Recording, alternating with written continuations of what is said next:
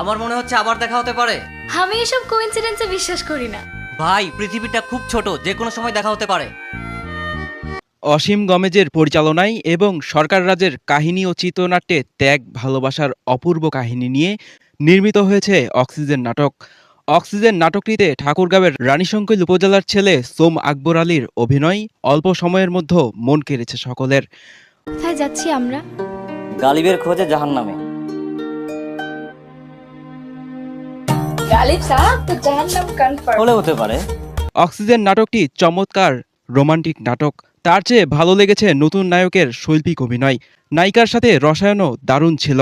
নাটকটি দেখা যাচ্ছে কথা ছবি ইউটিউব চ্যানেল ও কথা ছবি ফেসবুক পেজে।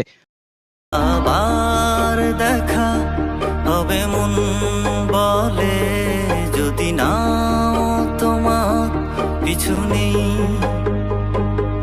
হাঁটব